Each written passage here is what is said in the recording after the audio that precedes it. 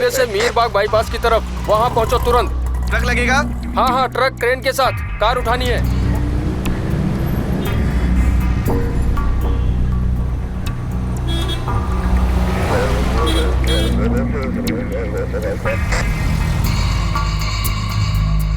Sir दरअसल क्या है कि हमारी फैक्ट्री यहाँ बाजू में ही है। अब वहाँ हमने देखा कि धुआं निकल रहा था, तो हम दौड़े दौड़े चले आए यहाँ पर। जिस वक्त आप यहाँ पहुँचे उस वक्त ये कार जल रही थी? जब हम यहाँ पहुँचे तो कार नहीं जल रही, मगर घना धुआं निकल रहा था। मगर पास जाकर देखा तो कंकाल पड़ा। सर, बतौर आइडेंटिफिकेशन कार में 2 अंगूठियाँ मिली हैं। सर, लैपटॉप का बैग और लैपटॉप दोनों राख हो गए हैं। लैपटॉप का बैग कार के बाहर मिला? Yes sir. और सर, इसे देख के तो लगता है इसे अलग से जलाया गया है। और हाँ, कार से केरोसिन की ताज़ी स्मेल आ रही है। इसका मतलब कल रात को ही आग लगाई गई होगी। सर, कार पर काफ़ी मात्रा में केरोसिन का इस्तेमाल हुआ है। कार की हालत देखो क्या होगी, और बॉडी पूरी तरह से झुलस। सर, बोन्स देख के तो ये लगता है कि किसी एडल्ट मेल की बॉडी है। बाकी डिटेल रिपोर्ट आपको लैब में जाने के बाद भेजता हूँ। एक्सीडेंट नहीं है, मर्डर है। यस सर, लैपटॉप कार में नहीं जला, उसे बाहर अलग से जलाया गया है। सर, कार में इन 2 अंगूठियों के अलावा और कुछ नहीं मिला है। गाड़ी के पेपर्स, मोबाइल, पर्स, कुछ भी नहीं। सर, नंबर प्लेट पूरी तरीके से जल चुका है, पर आखिरी नंबर 6 है। अगर ये मर्डर कल रात हुआ तो अभी तक तो किसी पुलिस स्टेशन में इसकी मिसिंग कंप्लेंट भी दर्ज नहीं हुई होगी। ये कंकाल इस आग का गवाह है। हमें इस कंकाल को बुलवाना होगा।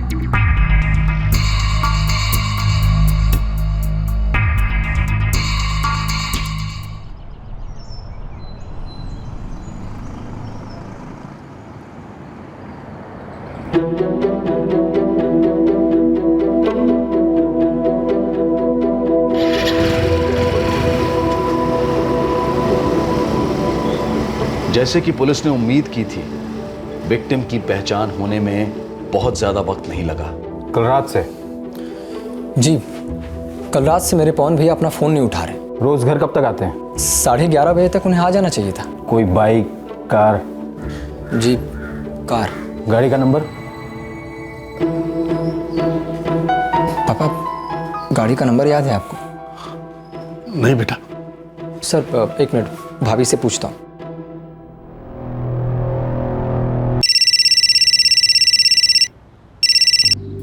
हेलो, कुछ पता चला सुनील? हम पुलिस स्टेशन में हैं। अब भैया की गाड़ी का नंबर क्या है करुणा भाभी? गाड़ी का नंबर UK 12 37F6। ठीक है। सुनील, कहाँ है तुम्हारे पवन भैया? अभी पता नहीं, हम मिसिंग कंप्लेंट दर्ज करा रहे हैं। बाद में फ़ोन करता हूँ आपको। गाड़ी का आखिरी नंबर 6 है। जी। गोविंद? जी सर। वो जो फोटो आई थी मीरबाग थाने से, वो जली हुई कार का? हाँ, ले आओ। जली हुई कार? मीरबाग थाने से एक फोटो सर्कुलेट हुई है। उन्हें हाईवे पर एक जली हुई कार मिली जिसका आखिरी नंबर 6 है। सर, ये तो भैया की गाड़ी लग रही है। आप लोग तुरंत मीरबाग थाने जाइए शिनाख्त के लिए। शिनाख्त? कैसी शिनाख्त? बेटा, ये क्या कह रहे हैं?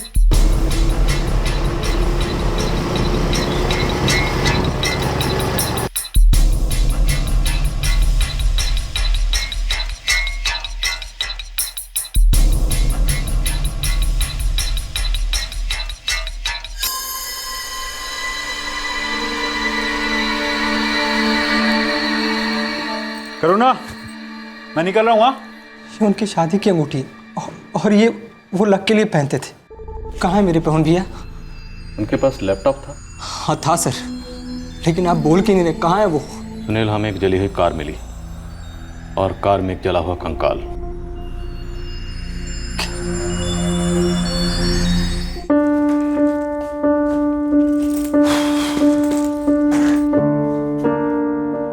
अरे, ये क्या है? अभी अभी तो आए थे। एक ज़रूरी काम निकला है। आपने तो कहा था कि आज शाम को हम घूमने जाएंगे। कल शाम को चलें प्लीज़। देखो, अभी मुझे जाना होगा और रात को लेट भी हो सकता है, 11 भी बज सकते हैं। और खाना? खाना मैं बाहर खा लूँगा, तुम चिंता मत करना। चलो, बाय। बाय। अभी तो आया था ऑफिस से। मैं काम से जा रहा हूँ, टाइम लग जाएगा।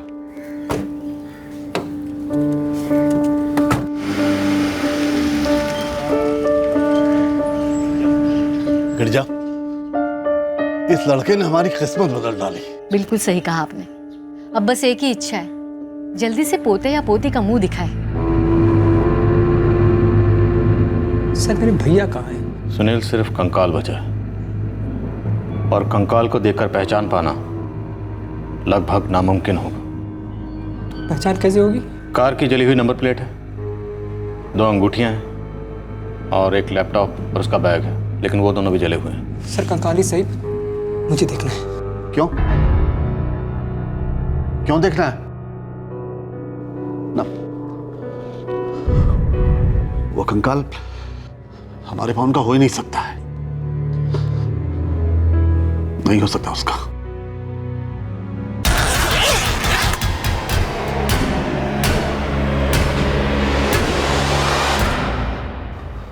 मैंने कहा था ना, कंकाल देखकर कैसे पहचानोगे?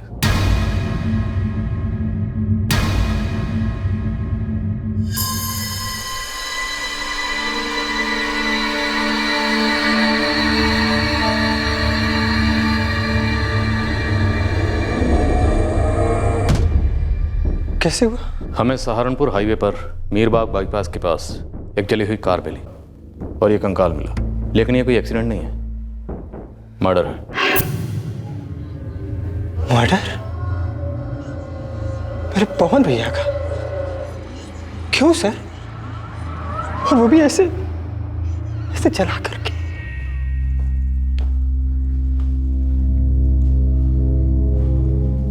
पापा, वो पवन नहीं है ना? बोल, पवन नहीं है ना? वो है पापा, वो कंकाल पवन भैया की है। वो सारी चीजें पवन भैया की थी, वो दोनों अंगूठियां, वो लैपटॉप, बैग।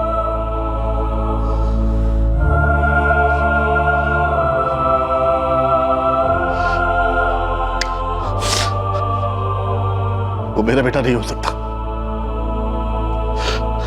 नहीं, वो मेरा पवन।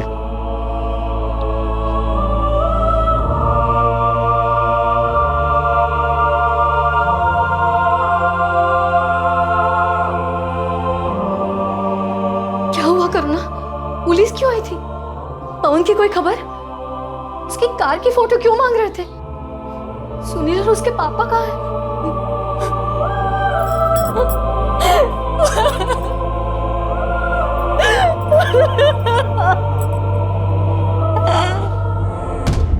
ये फोटो पवन दैया की पत्नी करुणा से मिला है। मेघ तो वही है सर। क्लियर इशारा, विक्टिम पवन दैया ही है। डीएनए टेस्ट फुल प्रूफ कर देगा सर। सर जैसा कि मैंने कहा था, स्केलेटन एडल्ट मेल का ही है, ये कंफर्म हो चुका है। डीएनए टेस्ट की रिपोर्ट आने में कितना वक्त लगेगा? सर टॉप प्रायोरिटी देंगे, तभी भी 1-2 हफ्ते कहीं नहीं गए। बाकी सारे सबूत तो पवन दैया की तरफ ही इशारा करते हैं। सर डीएनए रिपोर्ट्स आने तक आप इन्वेस्टिगेशन आगे बढ़ाइए। और तुम्हें डीएनए की टेस्टिंग के लिए पेरेंट्स के सैंपल भी चाहिए होंगे, राइट? जी सर। मैं अरेंज करवाता हूँ। हमें उल्टे कदम चलना पड़ रहा है, लेकिन हम चलेंगे। पहले हम पवन दैया तक पहुंचेंगे और फिर उसके कातिलों तक। एक कंकाल पर पुलिस पीड़ित के अतीत की मांसपेशियां चढ़ा रही थी। पवन दैया के इतिहास का हुलिया तैयार किया जा रहा था। ये पुनर्निर्माण, ये रिकंस्ट्रक्शन पुलिस को पवन के बीते हुए कल के हर लम्हे से वाकिफ करवाने वाला था, जिसे भयंकर अंगारे फूंक चुके थे। पुलिस को अब उस चिंगारी की तलाश थी जो इस भीषण आग की जड़ थी। जी, पवन कहाँ है? बहू तो रोए जा रही है। और सुनील कहाँ है? सुनील ने मुझे टैक्सी में बिठाकर घर भेज दिया। वो वही पुलिस स्टेशन पे है। पुलिस क्या बोल रही है? झूठ बोल रहे हैं। क्या हुआ? कोई मुझे बता क्यों नहीं रहा है? जब किसी को कुछ मालूम नहीं है तो क्या बताएगा? वो कह रहे हैं कि पवन अपना फोन नहीं उठा रहा है। हाँ तो अरे फंस गया होगा कहीं।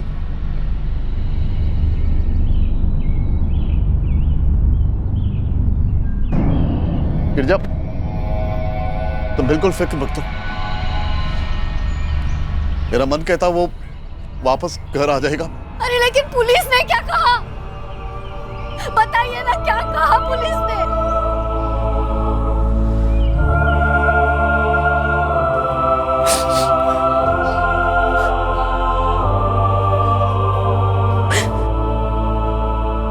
ट्रिपल 4-768-598। कल रात को तुम्हारे पवन भैया कहाँ गए थे? मुझे नहीं मालूम सर। तुम कहाँ थे? काम पर। वो मैं सिटी टावर मॉल में काम करता हूँ। क्या काम करते हो? गारमेंट शोरूम मैनेज करता हूँ। फोन अभी तक स्विच ऑफ है। घर में लास्ट किससे बात हुई थी पवन की?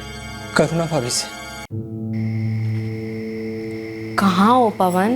11 बज गए हैं। हाँ करुणा, निकल रहा हूँ। 11:30 बजे तक पहुँच जाऊँगा, ठीक है? चलो बाय।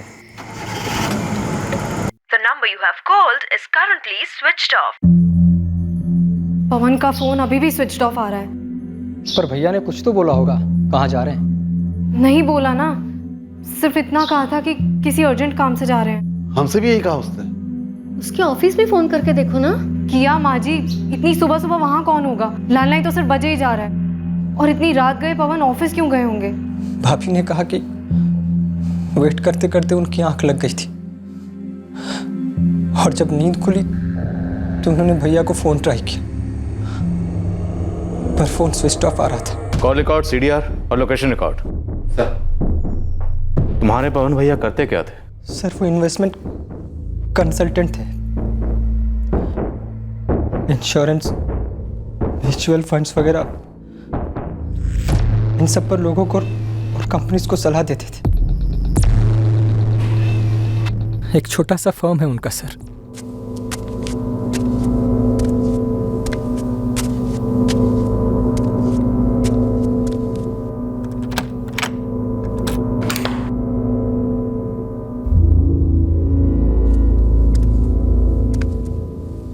सुनील, हमें तुम्हारी भाभी से बात करनी होगी और तुम्हारे माँ बाप के सैंपल्स चाहिए होंगे DNA टेस्ट के लिए।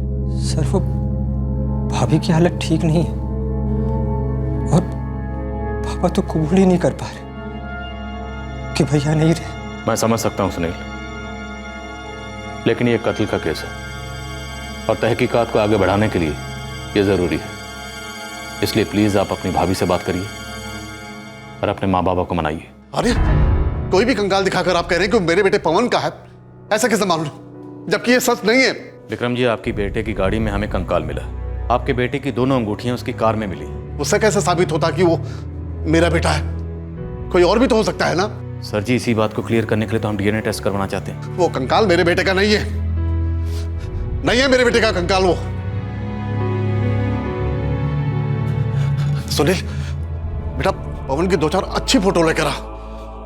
अब अपने बेटे को मैं खुद ढूंढूंगा। पापा प्लीज शांति रखिए, आप बैठिए।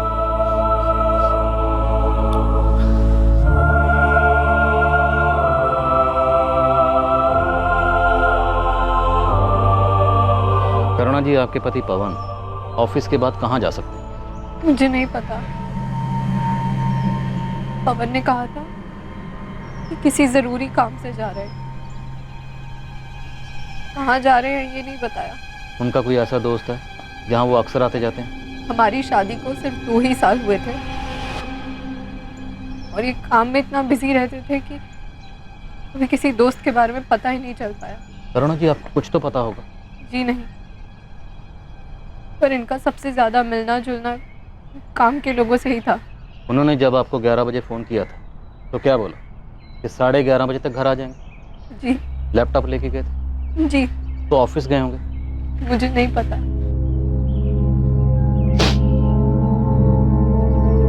सर मैंने मम्मी पापा को DNA टेस्ट के लिए मना लिया है। हमें पवन के ऑफिस का एड्रेस चाहिए और उनके फ्रेंड्स के नंबर्स भी, जिनको भी तुम जानते हो। फोन कंपनी को ऑफिशियल लेटर भेज दिया है, 2 दिन में कॉल रिकॉर्ड्स आ जाएंगे। इस वक्त हमारे सामने 3 किस्म के सीन हैं। लैपटॉप जला दिया गया, यहाँ तक कि उसका बैग भी जला दिया गया। दूसरा, सिर्फ उतना कहा गया जितना ज़रूरी था, एक मैसेज, एक संदेशा।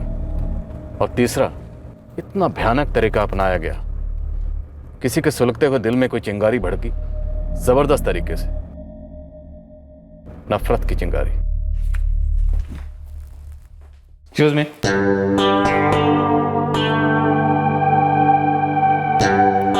Yes sir, how can I help you? Mister Pawan Dahiya कहाँ है? पवन सर अभी तक ऑफिस नहीं आए हैं। आप लोग बताइए क्या बात है? 2 बज गए, वो अभी तक ऑफिस नहीं आए। आपने फोन करके पूछा नहीं वो कहाँ है, ऑफिस क्यों नहीं आए? पवन सर यूजुअली 4 बजे के आसपास ही ऑफिस आते हैं, सारे क्लाइंट्स और मीटिंग्स वगैरह निपटा के। आप बताइए ना मुझे sir, how can I help you sir? Madam, आपके पवन सर को किसी ने निपटा दिया है, मर्डर हुआ।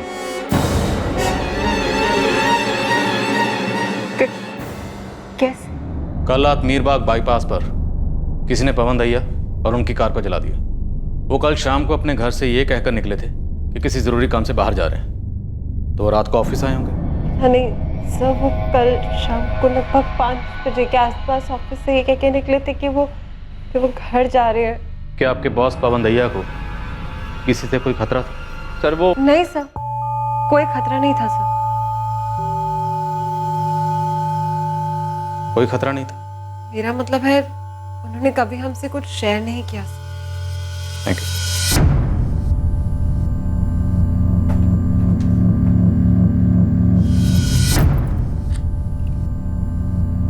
मैं सुनील जी से बात कर लेती हूँ कि अब ऑफिस का क्या करना है, कैसे करना है।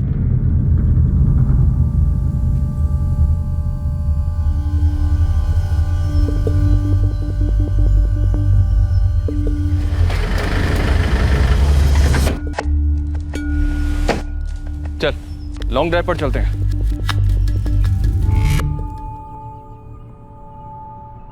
अभी के लिए जो काम है वो तुम हैंडल कर लो, बाद में आकर मैं संभाल लूंगा। मुश्किल टाइम है योगिता, मुझे तुम्हारे सपोर्ट की ज़रूरत होगी। Sure sir. भैया के बिजनेस के बारे में मुझे ज़्यादा कुछ नहीं मालूम। ये इन्वेस्टमेंट कंसल्टेंसी वगैरह भैया की स्पेशलिटी थी। मैं समझती हूँ सुनील सर, मेरा पूरा सपोर्ट है आपके साथ। तुम ऑफिस में बोलते बोलते रुक गए थे, इनफैक्ट रोका गया था, है ना? जी सर। मगर हम नहीं रोकेंगे। बताओ, तुम्हारे बॉस पवन दहिया की जान को किससे खतरा था? सर दरअसल वो योगिता। योगिता क्या? सर योगिता सच नहीं बोल रही है। तुम सच बोलो। सर दरअसल इस योगिता का ना एक बॉयफ्रेंड है। नाम? सर तरुण।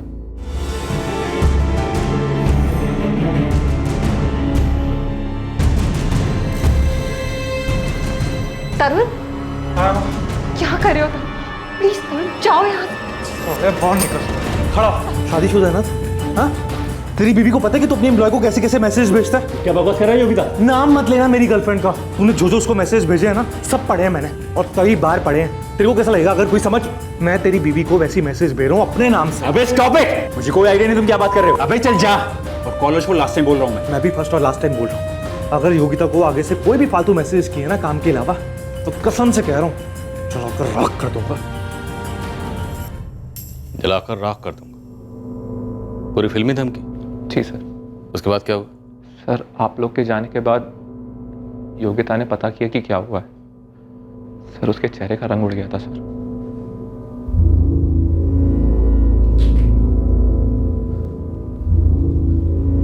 योगिता, योगिता, यार ये क्या हो गया यार, कैसे हो गया? मुझे नहीं पता। सच में तुझे नहीं पता? कृष्णा, हमें अभी के लिए ऑफिस बंद करना होगा। मैं सुनील जी से मिलने जा रही हूँ। उसके बाद हम लोगों ने ऑफिस बंद करा, योगिता पवन सर के घर चली गई और आप लोग मुझे यहाँ ले आए सर।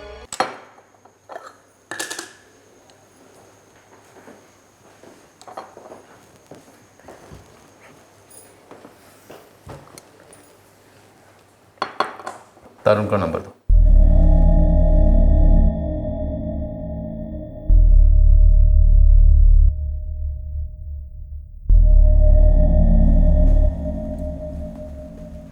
मिस योगिता, तो तुम हमसे छुपाना चाहती थी? सर ये सब तरुण ने नहीं किया है sir. The number you have called is currently switched off. Phone switch off है उसका। एड्रेस दो।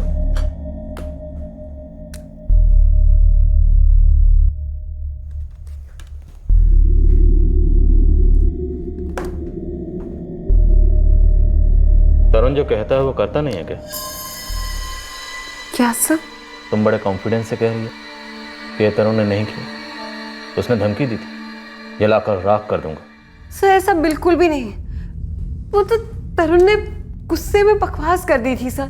और शाम को उस दिन मैं उससे मिली भी थी और मैंने उसको समझाया भी था कि उसे सिर्फ मिसअंडरस्टैंडिंग हुई है। तरुण तुम बेकार में इतना हाइपर हो रहे हो, मेरे और पवन सर के बीच में कुछ भी नहीं है। तुम पिंक टॉप पहनकर आया करो मीटिंग के लिए, बहुत हॉट लगती हो तुम उसमें। क्या मतलब है इसका? तरुण वो उनके बात करने का स्टाइल है, दैट्स इट। तुम एक दिन ऑफ लेती हो तो मेरे लिए बहुत मुश्किल हो जाता है, ये भी उसका स्टाइल है। देखो योगिता, मुझसे कुछ छिपाओ मत, उस आदमी से संभल कर रहा हूं, हमारी शादी होने वाली है। तो कुछ था तुम्हारे और पवन दैया के बीच? पवन सर और मेरे बीच में कुछ भी नहीं था। हाँ, वो मुझे मैसेजेस जरूर करते थे पर उनकी इंटेंशन गलत नहीं थी सर। फिर भी तरुण को पवन दैया के मैसेज चुभे बहुत थे। तरुण को तो खुद रियलाइज हो गया था कि उसने ओवर रिएक्ट कर दिया है। सर आप मेरा यकीन मानिए, ना मेरे और पवन सर के बीच में कुछ था और ना ही तरुण ने पवन सर को मारा है। जी तरुण को बुलाइए। जी वो तो बाहर गया है। कहाँ? पता नहीं, पर कल रात से घर नहीं आया। वो निकला कहाँ के लिए था, कुछ बताया? बिना कुछ बताए ही निकल गया। 2 कांस्टेबल लगाओ उसके घर के बाहर और उसके फोन रिकॉर्ड्स भी मंगाओ। यहीं पास में एक फैक्ट्री में काम करता है तरुण, वहाँ भी ड्यूटी पर रिपोर्ट नहीं हुआ है। मैं 2 कांस्टेबल वहाँ भी लगा देता हूँ।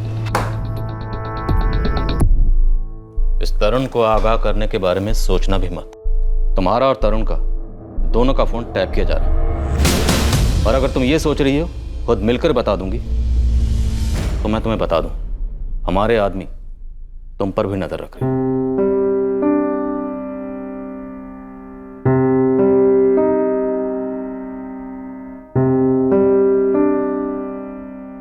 अपने पेरेंट्स को इन्फॉर्म कर दिया आपने? पापा तो बिल्कुल सुन्न हो गए, अलग ही दुनिया में, मानने को तैयार ही नहीं है। मानता हूं हम सबकी तरह आपके लिए भी बहुत मुश्किल की घड़ी है, लेकिन अपने आप को संभालो आप। कैसे हो गया ये सब सुनील? कैसे हो गया ये सब?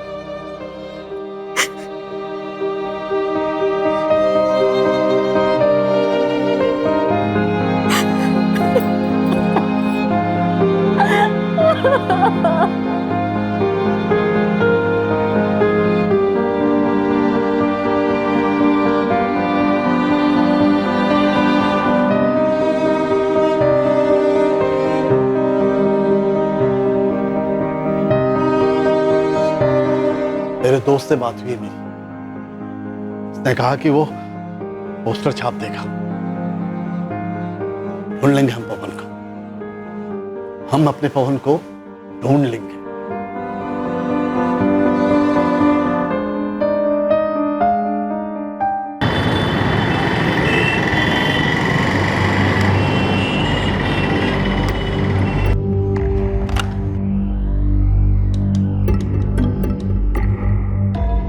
जी नहीं सर, मैं पवन को कल नहीं मिला। दरअसल हम दोनों को मिले हुए एक महीने से ऊपर हो चुका है। नहीं सर, कल मैं पवन से नहीं मिला। आप जो बोल रहे हैं सुनकर तो मेरे होश उड़ गए हैं सर। मनीष, क्या तुम पता कर सकते हो तुम्हारा दोस्त पवन दैया कल कौन से दोस्त से मिलने गया था? ठीक है, जैसे ही तुम्हें पता चले मुझे फोन करो। The number you have called is currently out of coverage area. Please try again later. Thank you. Sir, Sunil ने जो लिस्ट दी थी पवन के दोस्तों की, लगभग सभी से बात हो चुकी है। कोई कुछ बोला? जी नहीं सर, एक दोस्त है मुकेश राठौर, उसका फोन आउट ऑफ रीच है। तरुण चोपड़ा आज भी फैक्ट्री पर रिपोर्ट नहीं हुआ है सर, और घर पर भी नहीं है। वैसे हमारे आदमी इन दोनों जगहों पर बराबर नजर रखे हुए हैं। जलाकर राख कर दूंगा। इस तरह की धमकी कोई ऐसी नहीं देता प्रताप। तरुण योगिता का बॉयफ्रेंड अगले दिन पकड़ा गया, लेकिन क्या पुलिस के हाथ असली हत्यारा लगा था? क्या तरुण ने अपनी धमकी पर अमल किया था? क्या पवन को जान का खतरा बाहर से था या फिर उसका जानी दुश्मन भीतर था?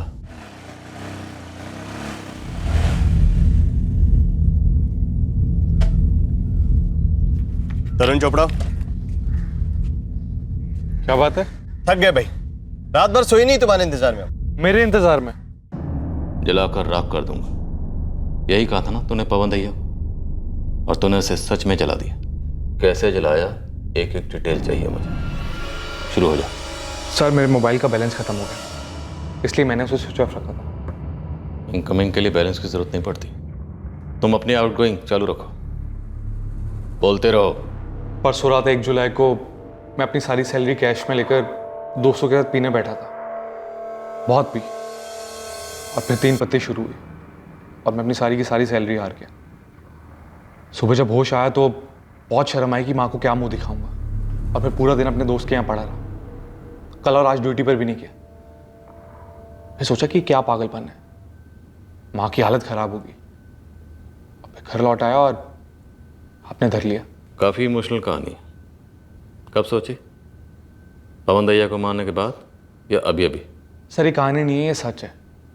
और ये भी सच है कि मैंने पवन दैया को धमकी दी थी, लेकिन ये सच नहीं है कि मैंने उसे मार डाला है। तो धमकी क्यों दी थी? ऐसे ही टाइम पास? सर वो आदमी मेरी होने वाली वाइफ योगिता के साथ टाइम पास कर रहा था, और वो भी भद्दा सा। मुझे बहुत ज्यादा गुस्सा आया और मैंने उसे धमकी दी जान की।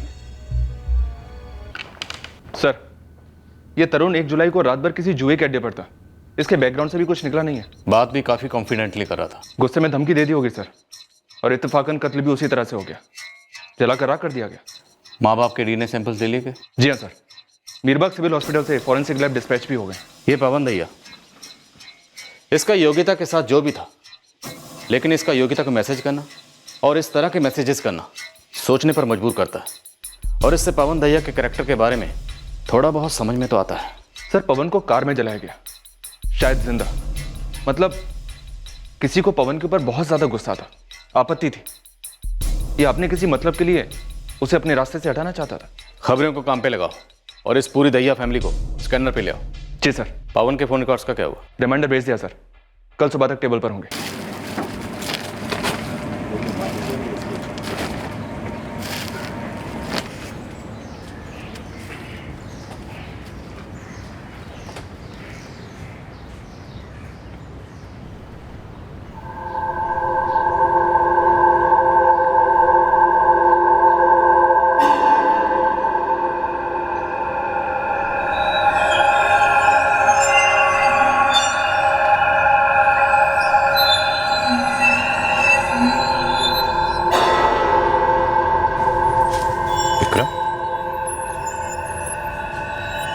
क्या हो गया है पवन को?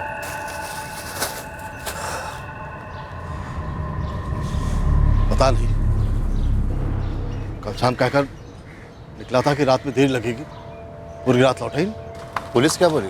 पुलिस कुछ बोली तो नहीं रही है, बस अनाप शनाप बके जा रही है। विक्रम, पुलिस क्या कह रही है? गिरजा और मेरा वो डीएनए सैंपल लिया है। क्यों? कोई जली हुई गाड़ी में कोई कंकाल मिला उन्हें। वो कह रहे मेरे बेटे पवन का है। कुछ भी बगे जा रहे।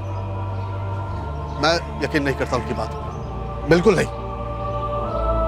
सुरेंद्र, मुझे भी बहुत सारे पोस्टर चिपकाने, मैं चलता हूं।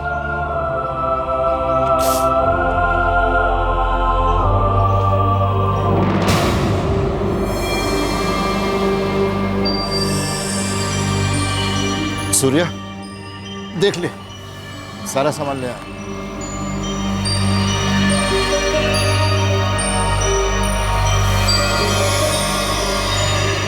पवन के पापा तो मान ही नहीं रहे। पूरे इलाके में पवन के पोस्टर चिपका रहे हैं।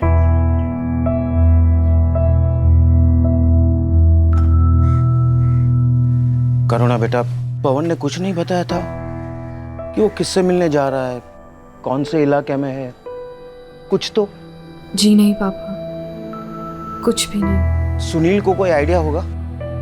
जी नहीं, सुनील तो उस टाइम ड्यूटी पर बाहर थे।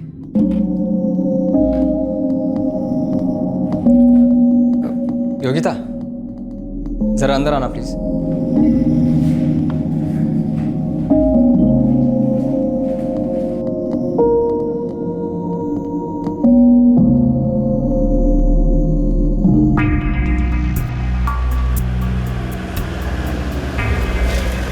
साहब, वो मीरबाग बाईपास पे तो कोई भी सीसीटीवी नहीं है साहब। परवेज, जो मुझे नहीं पता है वो बता।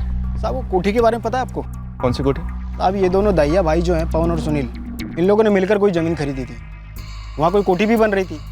जर जोरू ज़मीन साहब जी, हो सकता है ज़मीन को लेकर दोनों भाइयों के बीच कुछ हुआ हो। योग्यता के अलावा जोरू वाला कोई एंगल? साहब वो बॉयफ्रेंड तरुण वाला एंगल तो बेकार है।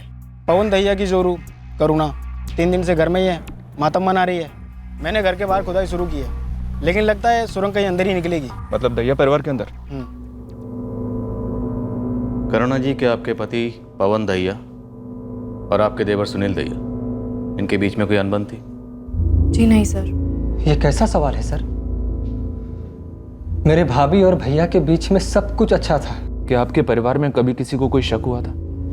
करुणा भाभी पर? मेरे पापा के इन्वेस्टमेंट कंसल्टेंट थे पवन। फिर पवन और पापा की दोस्ती हुई और फिर मेरी और पवन की अरेंज्ड मैरिज। करुणा जी, क्या कुछ ऐसा है जो हमें पता होना चाहिए और आप हमें बता नहीं रही? बताने जैसा कुछ है ही नहीं। शादी से पहले मेरा कोई अफेयर नहीं था। 2 साल हुए शादी को, इन 2 सालों में भी मेरा कोई अफेयर नहीं हुआ। और आपके पति पवन दहिया का कोई अफेयर? जहाँ तक मैं जानती हूँ नहीं। मुझे समझ में नहीं आ रहा है कि कोई भी मेरे पवन भैया को क्यों मारना चाहेगा। वो एक सेल्फ मेड मैन थे सर। हमारी हालत कुछ खास अच्छी नहीं थी बचपन में। भैया ने खूब मेहनत की, MBA किया, कंसल्टेंसी खोली, मुझे भी पढ़ाया। मतलब भले आदमी थे सर वो, लोग प्यार करते थे उनसे। पर जिस तरह से उन्हें मारा गया है सुनील, उससे साफ जाहिर है कि कोई तो था जो उन्हें प्यार नहीं करता था। अब तुम हमें साफ साफ बताओ, क्या ऐसा कुछ है जो तुम हमें जानबूझकर नहीं बता रहे?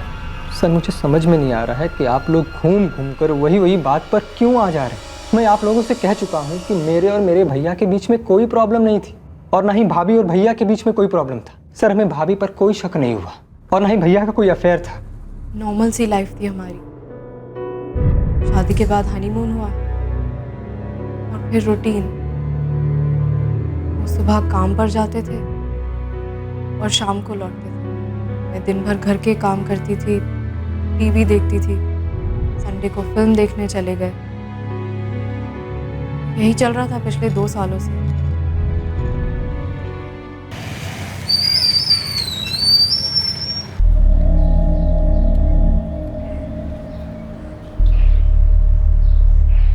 वो मुझसे पूछ रहे थे कि पवन और तुम्हारे बीच कोई प्रॉब्लम तो नहीं थी?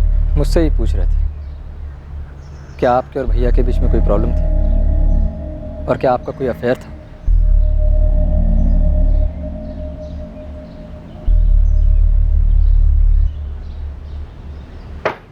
बस इतने ही बचे, शाम तक इन्हें भी खत्म कर दूंगा।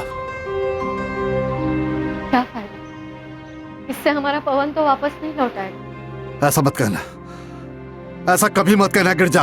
अरे समझने की कोशिश क्यों नहीं कर रहे आप? किसी और को उसके कार में बिठाकर कोई क्यों जलाएगा? वो कंकाल किसी और का नहीं। अरे चुप कर।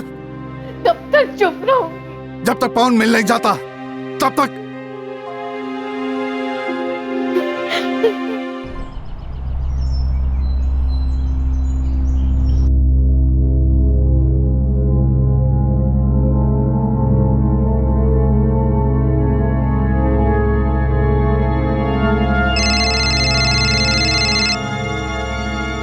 हेलो, मुकेश राठौर।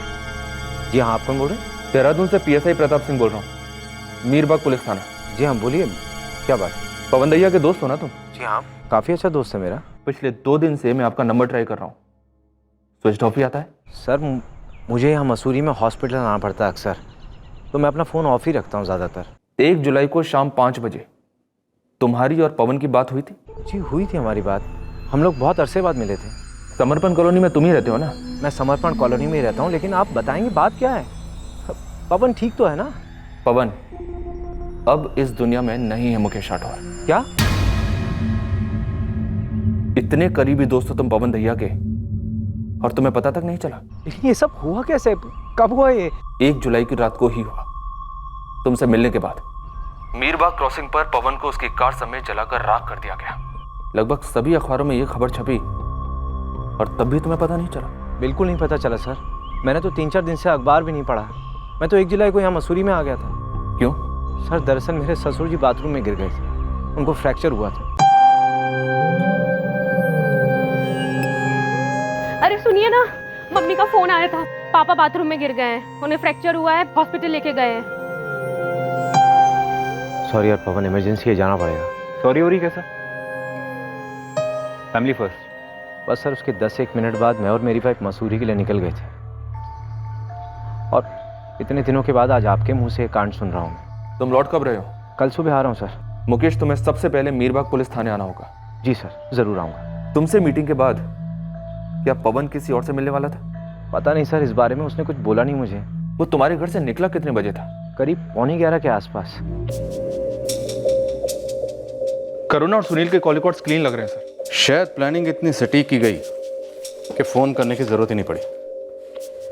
पवन के फोन रिकॉर्ड्स में कुछ मिला? जी नहीं सर, सभी कॉल्स काम को लेकर ही हुए हैं। योगिता को? योगिता को वैसे तो कई कॉल्स हैं सर, लेकिन सारे वर्किंग आवर्स में, क्लाइंट्स की लोकेशन से ऑफिस में। Last location? समर्पण कॉलोनी। रात को 11:45 पर फोन स्विच ऑफ हुआ है सर। समर्पण कॉलोनी? ये मुकेश राठौर भी समर्पण कॉलोनी में ही रहता है, और उसने हमसे कहा था कि पवन दैया रात 11:15 बजे उसके घर से निकला था। प्रताप, कोई बू आ रही, कोई चिंगारी सुलग रही।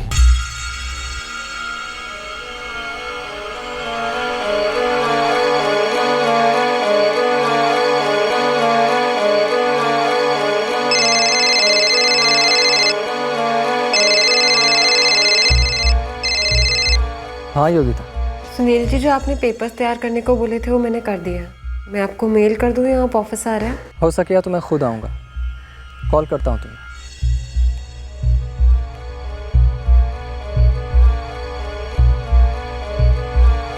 अभी तक इस तहकीकात की खुदाई सिर्फ ऊपरी लेवल तक सीमित रही थी। कार में मिले कंकाल के अलावा अब कई और गड़े मुर्दे उखड़ने वाले थे।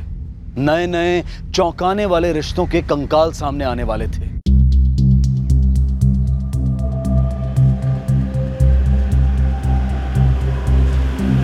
रुको, सुनिए, ये समर्पण कॉलोनी कहाँ पड़ेगी? स्ट्रेट जाके फर्स्ट लेफ्ट। शुक्रिया।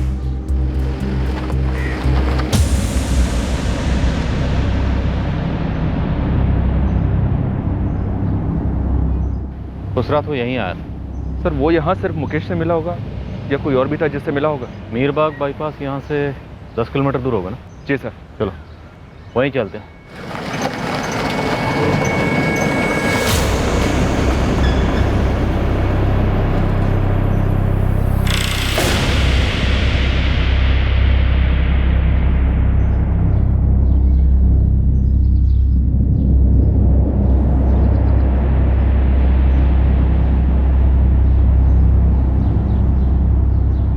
हमें यहाँ तक पहुँचने में 35 मिनट लगे हैं। रात को शायद 20 मिनट ही लगेंगे, क्योंकि रात को ट्रैफिक तकरीबन ना के बराबर होता है। क्या पवन यहाँ आया, मारा गया और फिर जलाया गया, या यहाँ आया और जिंदा जलाया गया, या फिर कहीं और मारा गया और यहाँ लाकर कार समेत जलाया गया? सर, ये पवन का फ़ोन समर्पण कॉलोनी में स्विच ऑफ क्यों हुआ होगा? मुकेश के घर से 11:15 बजे निकला और उसी एरिया में 11:15 बजे उसका फ़ोन स्विच ऑफ हुआ। 1 घंटे बाद। इस 1 घंटे में क्या हुआ होगा पता? जी समझा नहीं मैं। शशि, सवाल थोड़ा अजीब है, लेकिन फिर भी पूछा हूँ। क्या यह मुमकिन है कि कंकाल नकली हो? नहीं नहीं, कंकाल असली है। हमने बोन टिश्यूज निकलवा के डीएनए टेस्टिंग के लिए भेजे हैं। सैंपल्स लैब गए हैं। मगर आपको डाउट किस बात का हुआ? क्योंकि हमने कई केसेस देखे हैं जिसमें बहुत सी अजीब बातें होती रही।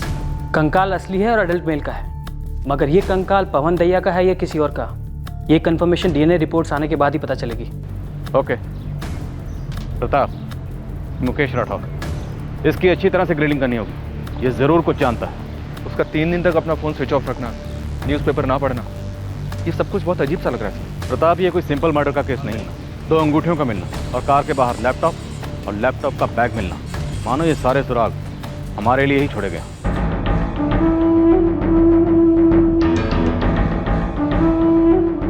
ये ना समझ कि मैं बावला हो गया हूं करुणा। मेरे अंदर की आवाज कहती है कि पवन हमें मिल जाएगा। वो मरा नहीं है, वो लौट आएगा, देखना तुम।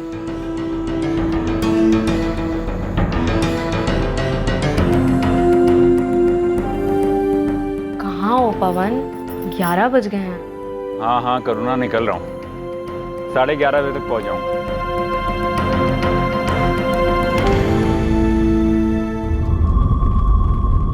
सर अगर आपको मुझ पे यकीन नहीं हो रहा, आप मेरे सास ससुर से फ़ोन पे बात कर सकते हैं। मसूरी में रहते हैं। नंबर दीजिए और हॉस्पिटल का नाम भी।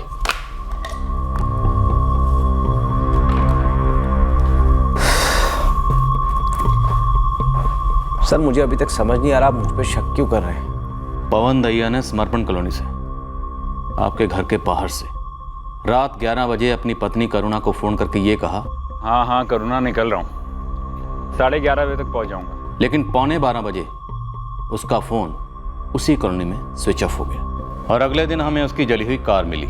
कार में कंकाल था। सर मैं एक बार आपसे फिर से कह रहा हूँ, मेरा इस मर्डर वर्डर से कोई लेना देना नहीं है। पवन दहिया मेरा एक अच्छा दोस्त था, करीब 9 साल से हमारी दोस्ती थी।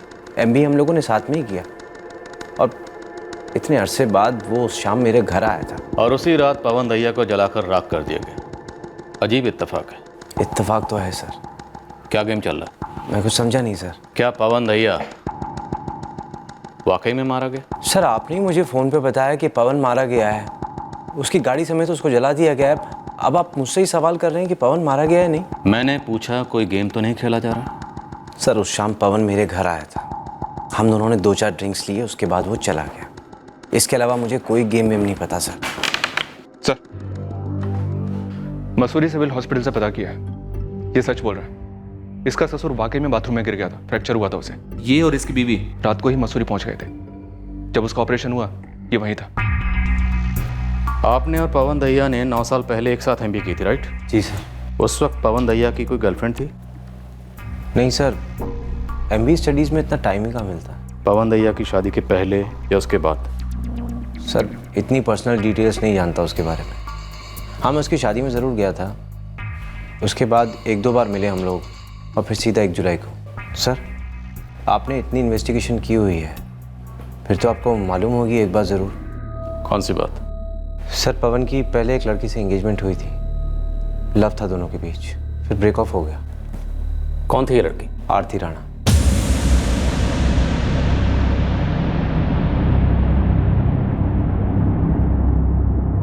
कहाँ रहती है आरती राणा? इसका कोई फ़ोन नंबर है आपके पास? नहीं सर मुझे तो नहीं मालूम, मुझे बस इतना पता है कि वो पवन की गर्लफ्रेंड थी, दोनों की एंगेजमेंट हुई और फिर टूट गई।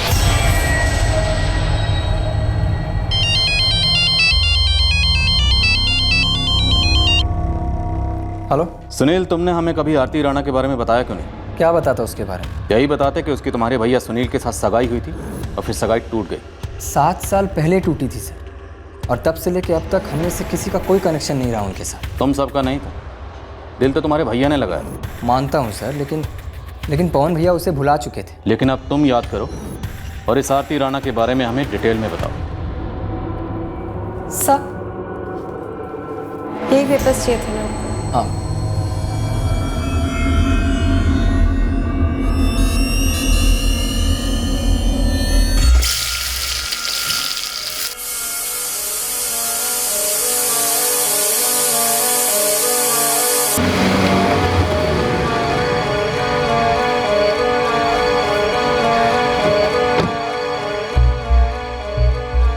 सर वो बात अब मायने नहीं रखती, तो बताना ज़रूरी नहीं समझा। तुम्हारे भाई पवन का कत्ल हुआ और जब तक हमारे हाथ में DNA रिपोर्ट नहीं आ जाती, उस कंकाल को हम तुम्हारे भाई पवन का कंकाल मान रहे हैं। आपकी बातों से तो ऐसा लग रहा है कि आपको लगता है कि पवन भैया जिंदा है। जिस तरह से ये सारा ड्रामा अनफोल्ड हो रहा है, एक जली हुई कार, कंकाल, तरुण की धमकी, जलाकर राख कर दूंगा, ये किसी मर्डर मिस्ट्री नॉवल या सस्पेंस थ्रिलर फिल्म से कम नहीं है। तुम हमें ये बताओ कि ये आरती राणा कौन है, क्या है, कहाँ रहती है और इसकी तुम्हारे भाई पवन से सगाई क्यों टूटी थी? सर वो देहरादून की लड़की है, उसके पापा आपके पुलिस फोर्स के ही हैं, रिटायर्ड कांस्टेबल सुरेंद्र राणा। आरती के पापा यानी सुरेंद्र चाचा और मेरे पापा जिगरी दोस्त हुआ करते थे। विक्रम, क्या हो गया है पवन को? एक्चुअली राजपुरा गांव में हम पड़ोसी थे।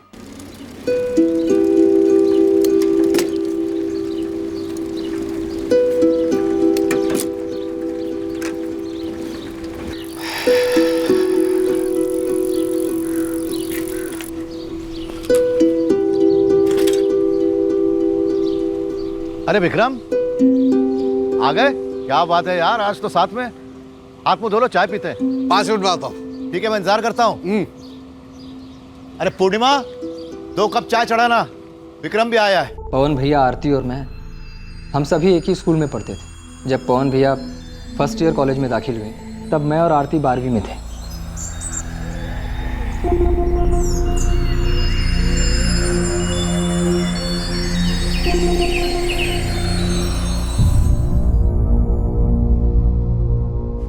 सुरेंद्र जी, 2 मिनट आइए, मुझे आपसे जरूरी बात करनी है। जी जी, मैं अभी आया। एक बात पूछे? बोलो पूर्णिमा। कैंसर बहुत बढ़ गया है ना, बेइलाज हो गया है ना। डॉक्टर, तुम और मैं इस कैंसर को ऐसा लठ लगाएंगे ना, ये दोबारा लौटने की हिम्मत भी नहीं करेगा। मेरी एक बात मानोगे? अब अगर तुमने ये आखिरी इच्छा वाली बात की ना, तो मैं अभी का भी ड्यूटी पे लौट जाऊंगा। आखिरी का तो पता नहीं, पर एक इच्छा है। बोलो। हमारी आरती और विक्रम भैया का पवन, आपने कभी उनको साथ में देखा है?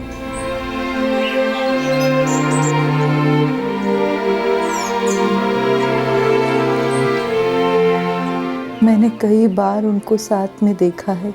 तुम चाहती हो कि मैं विक्रम और गिरजा भाभी से बात करूं? जल्दी। यकीन नहीं करोगे सुरेंद्र, तुमने मेरे मुंह की बात छीन ली।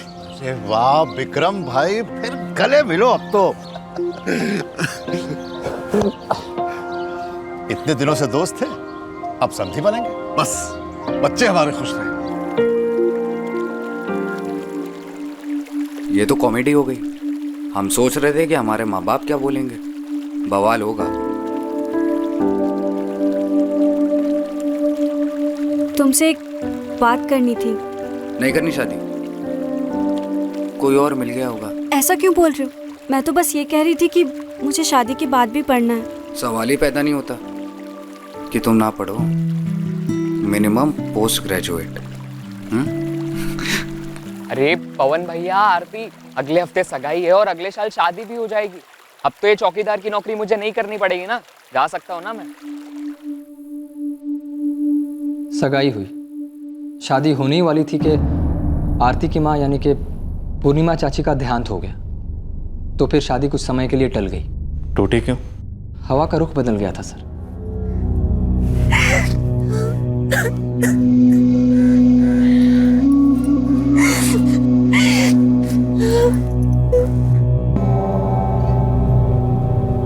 राम नाम, राम नाम, राम नाम, राम नाम, राम नाम,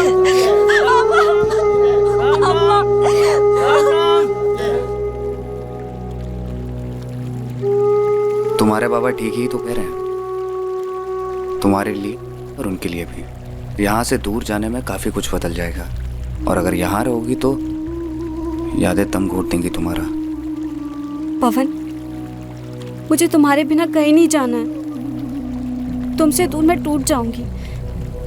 तुम भी आओगे ना? गिरजा तैयार है, पवन तो हो गई, सुनील भी मान गया है। किसी बड़े शहर में जाएंगे तो अच्छा होगा। ठीक है, फिर देहरादून जाकर दोनों परिवार मिलकर जिंदगी शुरू करते। और बच्चे भी अच्छे कॉलेज में पढ़ सकेंगे। मैं देहरादून में पोस्टिंग ले लेता हूँ। तुम तो पोस्टिंग ले लोगे, लेकिन मैं तेरा मजदूर आदमी। कुछ न कुछ हो जाएगा, दोनों मिलकर जमा लेंगे। हम सब लोग यहाँ देहरादून आ गए।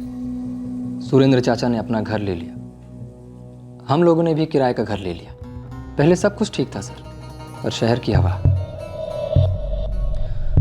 शहर आकर सब कुछ बदल गया। सगाई क्यों टूटी?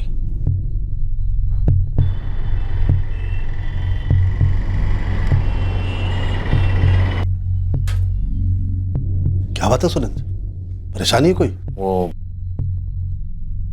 कुछ कहना था। क्या कहना? ये सगाई तोड़नी होगी। आरती की शादी पवन के साथ नहीं हो सकती। क्यों? पूर्णिमा भाभी की आखिरी इच्छा थी। शादी थोड़े समय के लिए हमने टाल दी थी क्योंकि बच्चे पढ़ रहे थे। आखिर बात क्या है भाई साहब? मैं इस बारे में ज्यादा कुछ नहीं बोलना चाहता। बस ये शादी नहीं हो सकती। इस बात को यहीं खत्म कर देना चाहिए। बस बस ऐसे ही बिना कोई कारण बताए। सुरेंद्र, हमारे बच्चों का प्यार है आपस में बरसों का, पर आगे पूरी जिंदगी पड़ी है बरसों की। मुझे अपनी बेटी के लिए एक अच्छी जिंदगी चाहिए। मैंने आरती के लिए एक अच्छा रिश्ता ढूंढ लिया। एक बाप होने के नाते मुझे पूरा हक है कि मैं अपनी बेटी की अच्छी जिंदगी के बारे में सोचूं।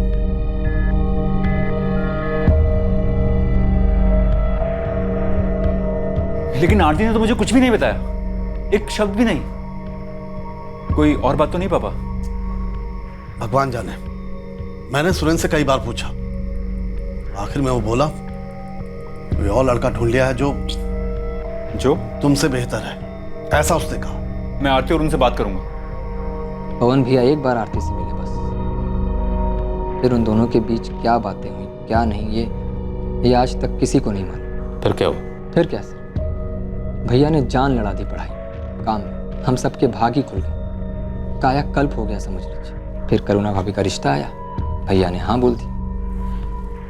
आरती राणा सुरेंद्र राणा का घर कहाँ है? 7 साल पहले कहाँ रहते थे ये तो पता है सर, लेकिन अब भी वहाँ रहते हैं या नहीं ये नहीं मालूम। तुम उनका पता बताओ, बाकी सब हम पता लगा लेंगे।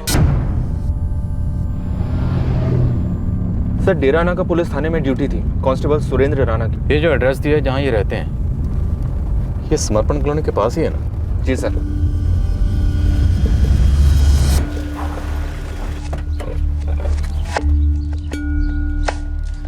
सुरेंद्र और आरती राणा का घर समर्पण कॉलोनी के करीब ही नहीं, काफी करीब। पुराने अंगारे फिर से भड़क उठे होंगे सर, या शायद वजह ही नहीं हो।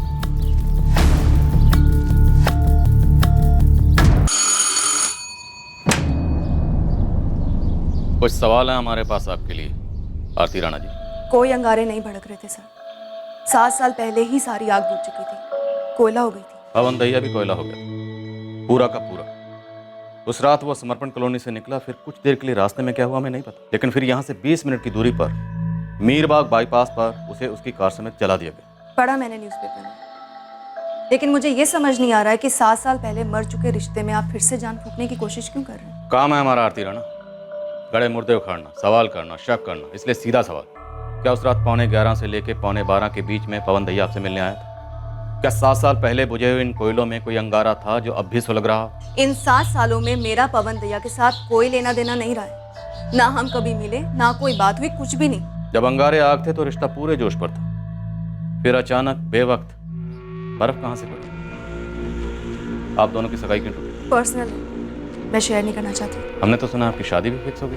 आपके किसी भी पर्सनल सवाल का मैं जवाब नहीं देना चाहती, और आप लोग इस मैटर में मुझसे जबरदस्ती नहीं कर सकते। आपका फोन नंबर?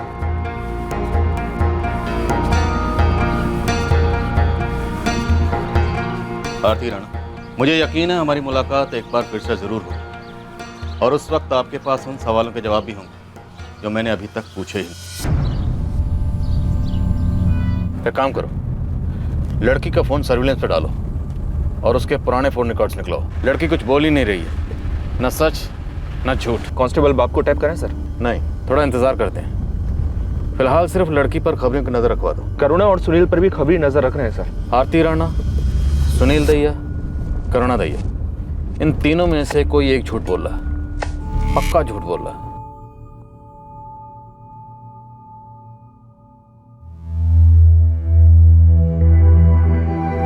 मम्मी जी, ये आरती वाली बात मुझे पहले कभी बताई क्यों नहीं गई?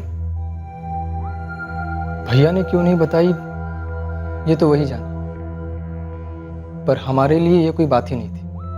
आपके हमारे लाइफ में आने से 5 साल पहले ये आरती वाला किस्सा दफन हो चुका था। तो फिर अब कब्र से बाहर क्यों आया है?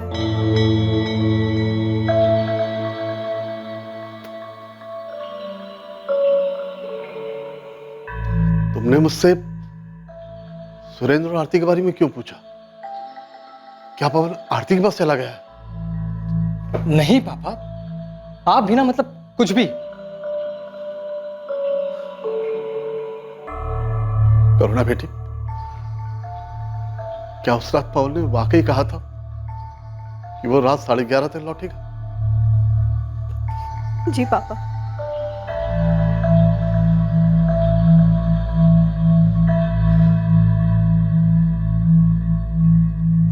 बेटी, ये जो सुरेंद्र था ना, इसके अंदर शहर की हवा ने चिंगारी भड़का दी थी, गुरूर की, हैसियत की। वो था सरकारी नौकर और हम ठहरे दिहाड़ी मजदूर। उसके हिसाब से हैसियत नहीं थी हमारी उसकी बेटी के रिश्ते के लिए।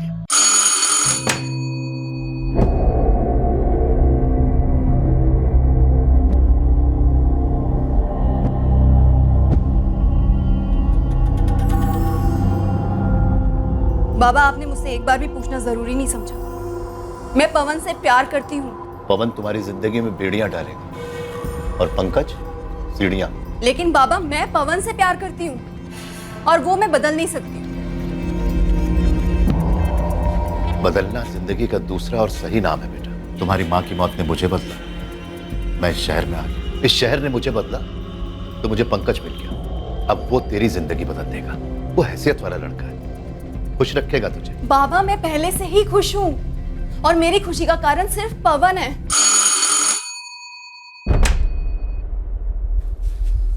सुरेंद्र चाचा, आपने सगाई तोड़ दी? हाँ पवन। पर क्यों? मुझे कोई दूसरा मिल गया, वो इसे अलग हैसियत दिलाएगा जो तुम इसे नहीं दे सकते। चाचा जी, मैं कॉलेज में हर एग्जाम में फर्स्ट आ रहा हूँ और अगले साल कंपनीज की लाइन लगेगी मेरे लिए। लेकिन इस वक्त आरती के लिए जो लाइन लगी है उसमें तुम कहीं नहीं, इसलिए तुम इसकी जिंदगी से चले जाओ, वही हम सबके लिए अच्छा होगा। समझदार हो, जाओ। यार टू मच है। तुम करना चाहती हो, मैं करना चाहता हूँ, फिर क्यों? मुझे बिल्कुल समझ नहीं आ रहा। पता नहीं बाबा को हो क्या गया है, जब देखो हैसियत की बातें करते रहते हैं। यार 20 साल से आंधी तूफान साथ झेले तुम्हारे बाबा और मेरे बाबा ने, फिर ये हैसियत कहाँ से आ गई? पवन, प्लीज तुम विक्रम चाचा से बात करो ना, उन्हें बोलो कि वो फिर से कोशिश करे बाबा को मनाने की, प्लीज।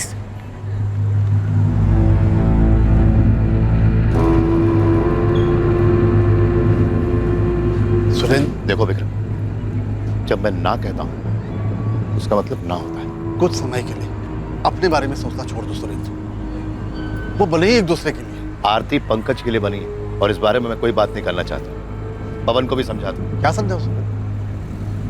कि मेरा बरसों पुराना दोस्त अब होने वाला संधि अपनी लड़की की सगाई इसलिए तोड़ रहा है क्योंकि अब हम उसे उसकी हैसियत के नहीं लगते। छोटे लोग हैं वो, किसी पंकज के लालच में फंसकर हमें नहीं, अपनी स्वर्गवासी पत्नी को दिया हुआ वादा भी तोड़ रहा है। पुलिस वाला रहा हूं जिंदगी भर, लोहे का दिल है और ये पूर्णिमा को इन बातों में घसीट कर मुझ पर कोई असर पड़ने वाला नहीं है। आखिरी बार कह रहा हूं, ये सगाई टूट चुकी है, अब इस मसले पर मैं कोई बात नहीं करूं। बस पापा, आपने इतना किया काफी। अगर आरती पंकज से शादी करना चाहती है तो मैं बीच में नहीं आऊंगा।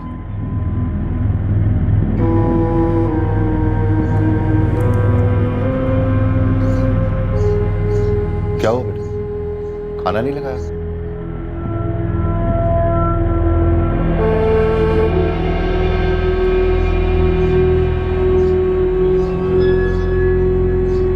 क्या हुआ बेटा?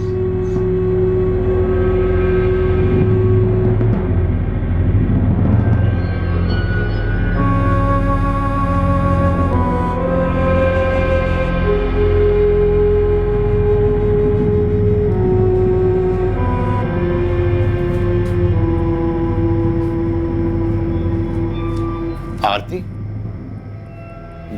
बेटा तुझसे कुछ कहना था।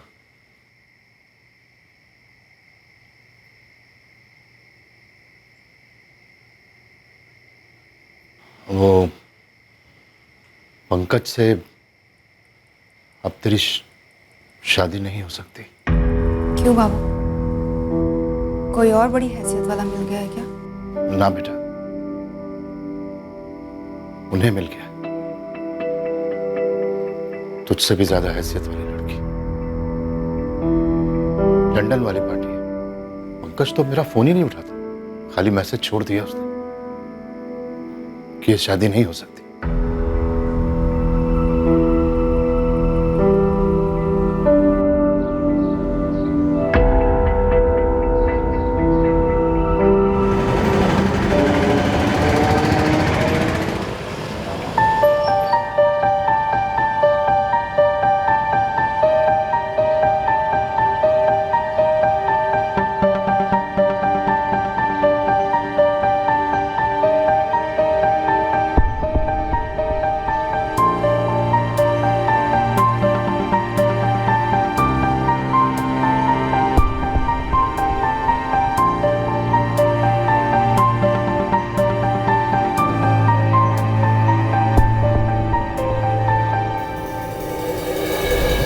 आरती राणा के पिछले 2 साल के फोन रिकॉर्ड्स आ गए सर। आरती ने एक भी बार पवन दैया को फोन नहीं किया, ना ही पवन का कोई फोन आया है आरती को। कोई दूसरा फोन? पवन के ऑफिस में, क्लाइंट्स के साथ, घर में सभी से पूछा है सर, दूसरे फोन का कभी कोई जिक्र नहीं आया। साहब आरती ने जिस लैंडलाइन से फोन किया था वो उसने उसके बाप को किया था, उसकी दुकान पर। आरती के पिता सुरेंद्र राणा पर क्या रिपोर्ट है?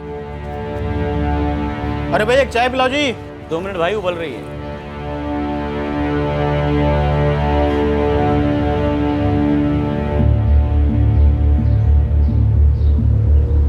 चाय तो गर्म थी साहब, लेकिन दुकान ठंडी, काम को कुछ हाथ लगा नहीं। अगर सुरेंद्र ने खुद ये सगाई तोड़ी थी तो फिर उसके बाद वो पवन को क्यों मारना चाहेगा या मरवाएगा? आग तो पवन के अंदर लगनी चाहिए थी सर। सगाई 7 साल पहले टूटी थी। अगर उनके रास्ते फिर मिले थे तो अतीत के अंगारे भड़के होंगे, लेकिन इस बार अंगारे आग नहीं बन पाए होंगे, क्योंकि अंगारों पर पानी फेरने के लिए करुणा जो खड़ी थी। आप अभी मान रहे हैं सर कि पवन जिंदा है? प्रताप, जब तक मेरे हाथ में डीएनए टेस्ट की रिपोर्ट नहीं आ जाती, मैं पवन दैया को जिंदगी और मौत के बीच की लकीर पर खड़ा मानता रहूंगा। साहब एक बात बोलूं? बोलो परवेज। आप उस सुरेंद्र राणा की दुकान पे जो काम करता है ना सूर्या, उसको चाय की तरह थोड़ा उबालिए, वो जरूर कुछ ना कुछ काम की बात बकेगा। उठाते हैं सूर्या को और पवन दैया के ऑफिस भी होकर आते हैं, देखते हैं कि वो इस खेल में कितना धंसा हुआ। पवन सर जिंदा कैसे हो सकते हैं सर? आप ही लोग तो बोलते हैं कि वो गाड़ी के साथ जल गए। हम अभी ये भी बोल रहे हैं कि शायद वो एक चाल थी, एक गेम था। क्या तुम शामिल हो इस गेम में? क्या योगिता पवन को मैसेजेस देती है? सर मैं शामिल नहीं उस गेम में सर, और योगिता का मुझे पता नहीं। सर मैं झूठ क्यों बोलूं? झूठ बोलने का कोई कारण भी तो होना चाहिए ना। झूठ बोलने का कोई कारण नहीं, इसलिए सच सच बताओ, पवन दैया के भाई सुनील दैया का इस कांड में क्या हाथ रहा? सर सुनील जी तो पहली बार यहाँ आए हैं पवन सर की डेथ, मेरा मतलब है जो भी हुआ उसके बाद, और वो जब से आए हैं वो तब से एक ही काम कर रहे हैं। अपने भाई पवन दैया को छुपाने का? जी नहीं सर, पवन सर के नाम पे जितने भी इन्वेस्टमेंट्स हैं या शेयर हैं उन्हें उनकी वाइफ करुणा जी के नाम पे ट्रांसफर कराने का। एक ही बात बार बार पूछने से और बार बार बोलने से क्या होने वाला है? फिर से कह रही हूँ कि उस रात 1 जुलाई को जब मैंने 11 बजे अपने पति को फ़ोन किया तो उन्होंने साफ साफ कहा था कि वो 11:30 बजे तक पहुँचेंगे बस। क्या पवन के पास कोई दूसरा फोन था?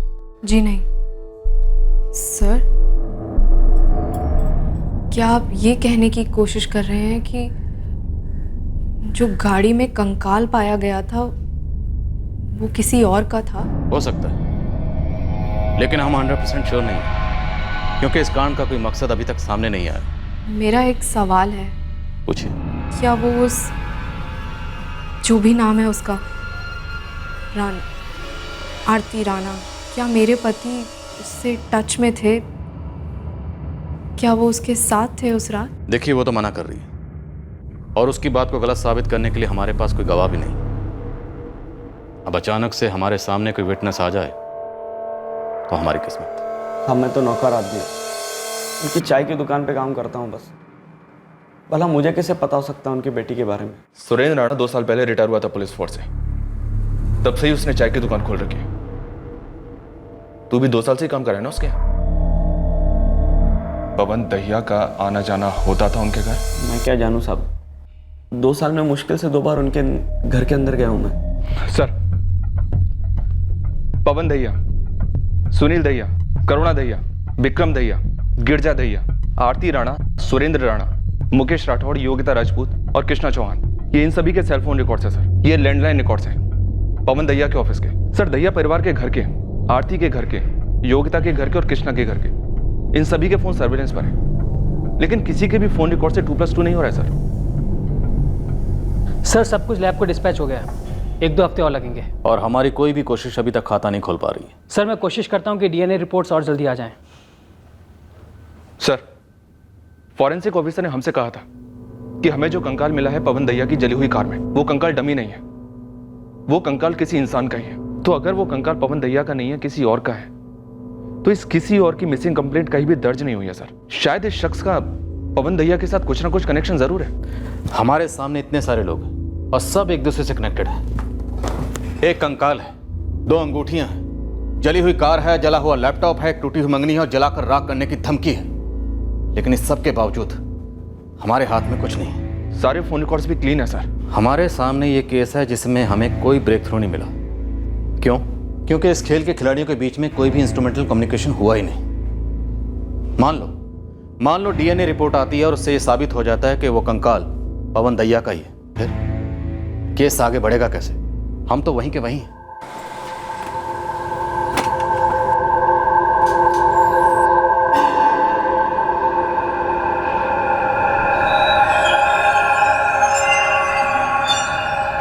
मेरा बेटा कहाँ है सुरेंद्र? मुझे क्या पता? तुम सच कह रहे हो? पवन क्या तुमसे मिलने नहीं आया था? वो यहाँ नहीं आया था। कहाँ चला गया वो मेरा अच्छा बेटा है, हमारे पूरे परिवार की नींव है। आज जो भी हमारी हैसियत है उसके खून पसीने की वजह से है।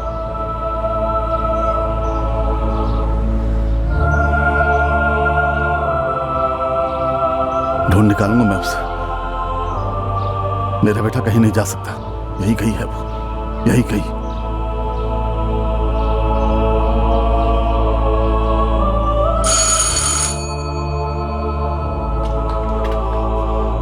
पवन कहाँ है? मैं जानता हूं सब लोग मुझसे कुछ छुपा रहे हैं, झूठ बोल रहे हैं। बेटा, पवन तुमसे शादी करना चाहता था। तुम दोनों एक दूसरे को बहुत प्यार करती थी ना? तुम मुझे भी बहुत पसंद थी, मेरी बेटी हो तुम। तुम्हें पता है पवन कहाँ है? वो पवन क्या तुम्हारे पास है?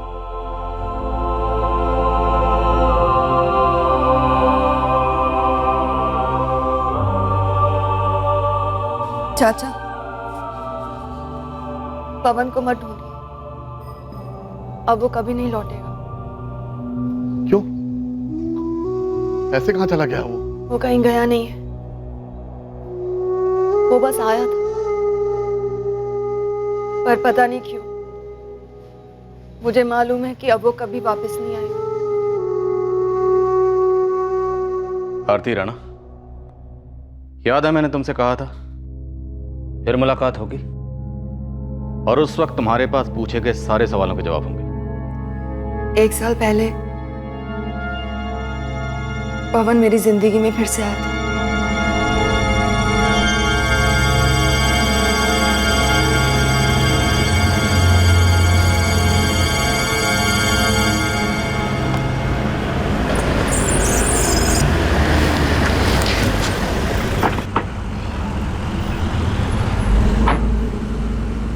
नमस्ते सुरेंद्र अंकल। नमस्ते बेटा, कैसे हो? आप देख ही रहे हैं तो रिटायरमेंट के बाद ये खोला आपने। हाँ हाँ भाई, एक चाय देना। जी साहब। बस यहाँ से गुजर रहा था, आपको देखा तो सोचा मिल लूं। अच्छा किया बेटा।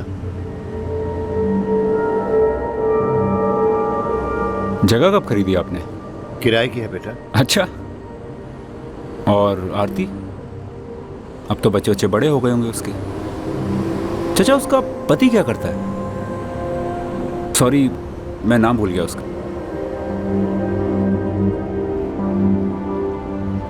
ये लीजिए। नहीं बेटा, रहने दो। अरे रख लीजिए चाचा, पैसों को ना नहीं करते। अब यही तो आदमी की औकात बताते हैं। वैसे आपको पता ही होगा कि हम कहाँ रहते हैं और कैसे रहते हैं। एक बड़े बंगले में। सुनील और मैं एक और बंगला बनाने जा रहे हैं, अभी वाले से 2 गुना बड़ा। वो क्या है ना अंकल, हैसियत बढ़ गई है हमारी। अब तो मैं ऐसी छोटी मोटी चाय की दुकान पर आऊँ भी ना। वो तो आप दिख गए तो सोचा पूछ लूँ कि आपकी हैसियत बढ़ गई है या घट गई है। वैसे आरती का बंगला कहाँ पड़ता है? क्या नाम था उसका? पंकज। आरती खुश तो है ना उसके साथ? पवन, छोड़ दो। छोड़ तो आपने हमें दिया था और हमने जाने दिया। अब देखिए ना, जा जाके आप कहाँ पहुंचे और मैं कहाँ।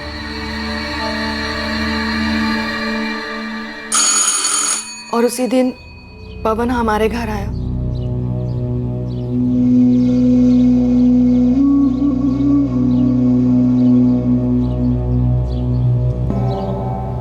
उन्होंने तुम्हें मुझसे छुड़वाया एक अमीर लड़के के लिए, और उस अमीर लड़के ने तुम्हें छोड़ दिया एक और अमीर लड़की के लिए। यह है हमारी लव स्टोरी आरती। किस्मत भी कोई चीज होती है। तुमने शादी की?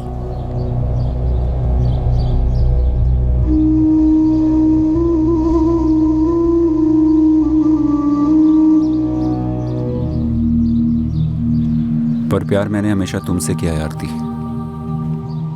बचपन से।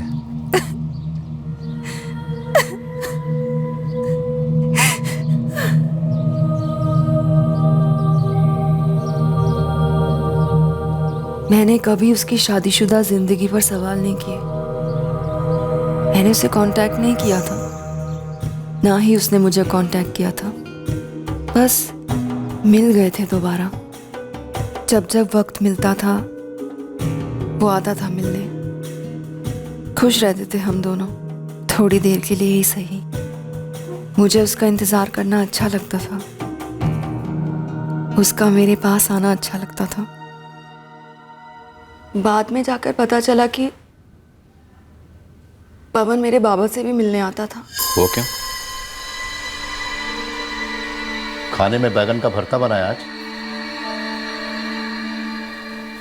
जी।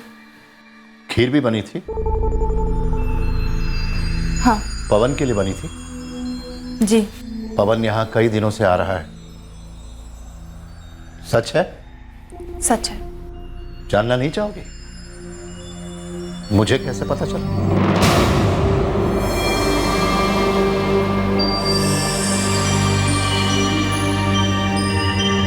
एक चाय देना भाई। चाचा, बढ़िया खाने के बाद मजेदार चाय तो बनती है ना। बैगन का भरता, गर्मा गर्म फुलके और ठंडी मीठी खीर, वो भी आरती के हाथ की बनी हुई, खास मेरे लिए। ये होता है मेन्यू कार्ड।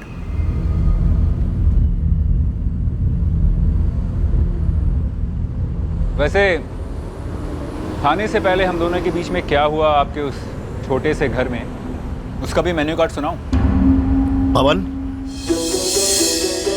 तुम शादीशुदा हो, दूर रहो आरती से। मैं शादीशुदा हूं, लेकिन मेरी पत्नी होनी चाहिए थी आरती, जिसे आपने होने नहीं दिया। अब मैं और आरती पति पत्नी वाले संबंध में ही हैं, समझो। आरती मेरे लिए सब कुछ थी, सबसे अच्छी, सबसे सुंदर, मेरी आरती। लेकिन आपने उसी आरती की आग से उसी को जला डाला, और मुझे भी राख कर दिया आपने दोनों की जिंदगी। बस कर। अब तो बस मैं कर रहा हूं। आपकी बेटी आज मेरी जिंदगी में दूसरी औरत बन के रह गई है, और आप, जिसे अपनी हैसियत पे इतना घमंड था, आज 2 कप चाय बेचकर एक रोटी भी नहीं कमा पाता। उसे तो तरक्की ने अंधा कर दिया, लेकिन तुझे रत्ती भर भी शर्म नहीं आती? आज से 7 साल पहले आप भी तो अंधे हुए थे ना बाबा। हैसियत की पट्टी बांध ली थी आपने अपनी आंखों पर, और अब आपकी आंखों पर कौन सी पट्टी बंधी है इससे मुझे कोई फर्क नहीं पड़ता है। मैं सिर्फ एक आदमी से प्यार करती हूँ, और वो है पवन। वो इस्तेमाल कर रहा है तेरा। तो आपने क्या किया था? आपने भी तो अपने अहंकार को बनाए रखने के लिए मेरा इस्तेमाल ही किया था ना। शादीशुदा है वो, तोड़ दे रिश्ता आरती। अब मैं कुछ नहीं तोड़ूंगी बाबा, ना ये रिश्ता और ना पवन की शादी। और अगर कुछ तोड़ना चाहिए था ना, तो हम दोनों को हिम्मत करके आपकी जिद को तोड़ना चाहिए था। कम से कम आज ये दिन तो नहीं देखना पड़ता। आपकी वजह से 2 जिंदगियां बर्बाद हो गई। पवन दैया इस वक्त कहाँ है आरती? वो कहीं नहीं है,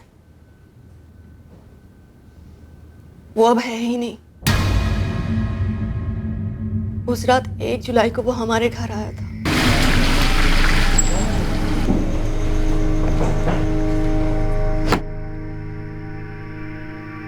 एक दोस्त से मिलने आया था, सोचा एक और दोस्त से मिलता चलो। कुछ खाने के लिए है? उसने खाना खाया और फिर वो चला गया। उसके बाद क्या हुआ ये मेरे लिए उतना ही अनजान था जितना पवन का मेरी जिंदगी में लौट आना था।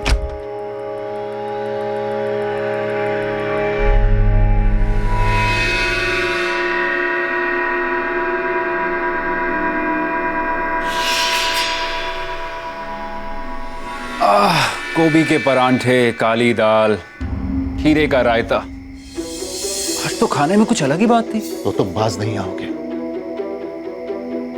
यहां आना बंद नहीं करोगे? बिल्कुल बंद नहीं करूंगा। आरती को जो पसंद। तुम शादीशुदा हो,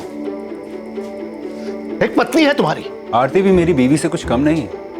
और रही बात खाने की, प्यार का भी अपना एक स्वाद होता है कांस्टेबल साहब। मैंने आपसे पहले भी कहा है कि आरती और मेरा फिजिकल रिलेशनशिप है, और इस रिश्ते से ना ही आरती को कोई एतराज है ना ही मुझे।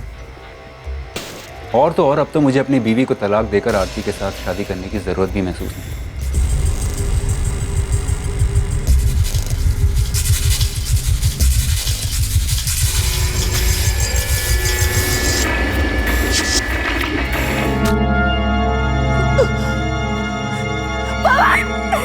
ये आपने क्या कर दिया बाबा?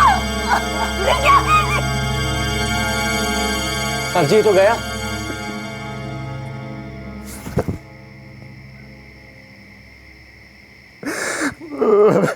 इसे मारना नहीं चाहता बेटा, ये मुझे उकसाते क्या? साहब जी कुछ सोची नहीं तो बुरे फंसेंगे। मैं ना चाहते हुए भी बाबा की मदद में लग गई। अंदर जाके केरोसिन लेके आई।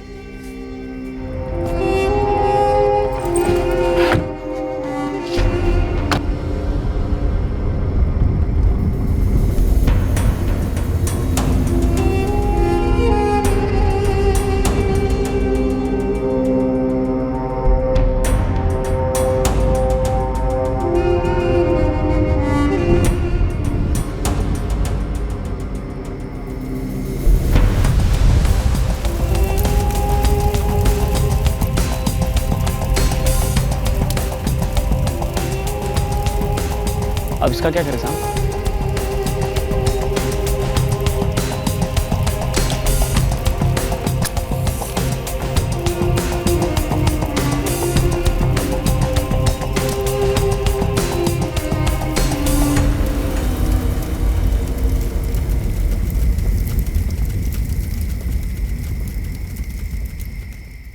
मैं पवन से प्यार करती थी।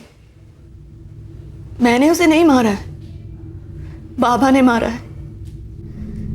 लेकिन ये सच है कि उसकी लाश को ठिकाने लगाने में मैंने बाबा की मदद की थी। सुरेंद्र राणा और सूर्या दोनों को कस्टडी में लो। जी सर। जो तुमने अभी मुझे बताया, क्या यही सच है? पूरा सच? कहीं ऐसा तो नहीं कि तुम्हारा और पवन दैया का रिश्ता इसी तरह चलता रहे, इसके लिए किसी और को जला दिया गया?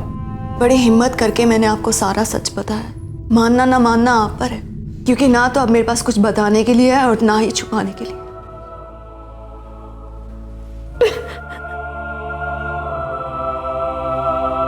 पवन लौटेगा क्यों नहीं सुरेंद्र?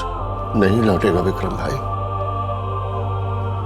मैंने अपने हाथों से उसका कत्ल कर दिया। तो इतने दिन मुझे बताया क्यों नहीं? हिम्मत नहीं हुई। हिम्मत तो मेरी भी नहीं हो रही थी सच का सामना करने की कि पवन नहीं रहा, लेकिन अब जाकर पता चल रहा है कि वो इस दुनिया में क्यों नहीं रहा।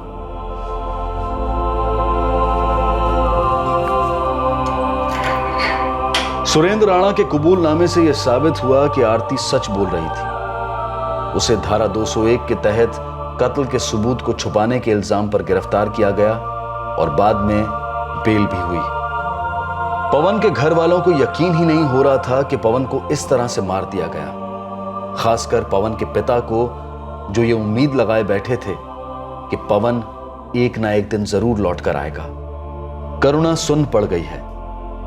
एक तरफ पति को खोने का दुख है तो दूसरी तरफ उस पति का एक ऐसा पहलू सामने आया जिसने उसके भरोसे को तोड़ा है। जाहिर है कि सुनील का इस केस से कोई लेना देना नहीं था और ना ही ऑफिस के स्टाफ का।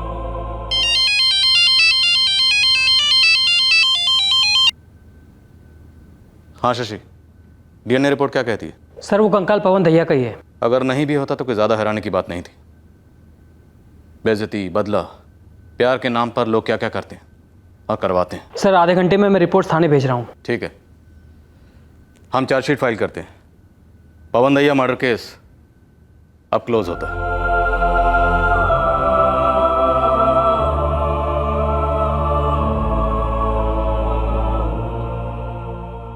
स्टेटस, हैसियत, ये हासिल करने की महत्वाकांक्षा रखना एक बिल्कुल जायज इंसानी फितरत है, लेकिन उस हैसियत का घमंड करके किसी को अपनी औकात दिखाना, उसका अपमान करना, ये ना सिर्फ नैतिक रूप से गलत है बल्कि बर्बादी की रेसिपी है। हर जुर्म की कहानी दरअसल एक ऐसी कहानी होती है जिसका अंत कुछ और ही हो सकता था, लेकिन ऐन मौके पर एक अहम मोड़ पर जुर्म की चिंगारी इन कहानियों में ऐसे अंगारे पैदा करती है जो बार बार यही साबित करते हैं कि जुर्म सबको राख कर देता है। अगर आरती और पवन की शादी हो जाती तो शायद इस जुर्म का फन कभी उठता ही नहीं, और अगर मंगनी टूट जाने के बाद पवन दोबारा से आरती की जिंदगी में दाखिल नहीं होता तब भी यह जुर्म नहीं होता। एक बारीक लकीर होती है सही और गलत फैसलों के बीच, पर हर किसी का ज़मीर एक बार तो लाल झंडी दिखाता ही है।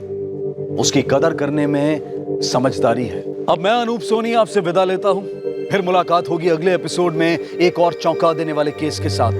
तब तक सुरक्षित रहें, सतर्क रहकर एक अच्छे नागरिक का फर्ज अदा करें और देखते रहें क्राइम पेट्रोल सतर्क। सबक एक को, सीख हम सबको। जय हिंद। क्राइम पेट्रोल के और भी दिलचस्प कहानी देखने के लिए हमारे चैनल को सब्सक्राइब करें और बेल आइकॉन दबाना न भूलें।